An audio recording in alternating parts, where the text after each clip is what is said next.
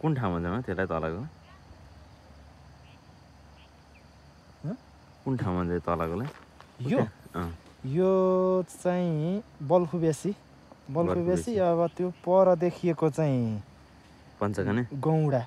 गौडाको school हो त्यो हजुर गौडा नै हो त्यस्तो हो त्योभन्दा अलिकति उता कटुवा बेसी पर्छ हजुर यो हामी अहिले सिमलचौर एरिया यो चाहिँ हामी सिमलचौरमा छौँ यहाँ सिमलको रुख चाहिँ छैन आँपहरू अलि देख्न सकिन्छ अलि तल अब तल सुनकोशी नदी बगेको छ अब पारिपट्टि हेर्नु काठमाडौँ जाने यो मध्य पहाडी राजमार्ग होइन मध्य पहाडी लोकमार्ग भयो त्यो अहिले दसैँको अब त्यस्तै छ अब सहरी साधनहरू धेरै कुदेको देख्न सकिन्छ यहाँबाट हेर्दा देखिनु पनि अलिक देखिँदो रहेछ सानै देखिँदैन रहेछ कुद्नु त कुदिरहेको छ त्यस्तै छ होइन डाँडापाखा होइन अब एकदम कोशीको किनार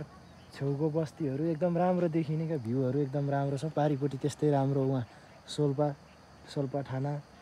सिन्धुली जिल्ला पऱ्यो पारिपट्टि कोशी पारिपट्टि चाहिँ यस्तै छ ठाउँ रमाइलो ठाउँ छ है यता माथि माटे पऱ्यो माथि यता कुहिरो जाँदै गरेको माटे गाउँ भयो सुनकोशी 2 हामी चाहिँ जाँदैछौँ यहाँनिर तलसम्म हामी जाँदैछौँ यात्रामै छौँ हामी यहाँबाट आउँछ अब यहाँ लुकिङ ग्लासबाट पनि अब देखिन्छ होइन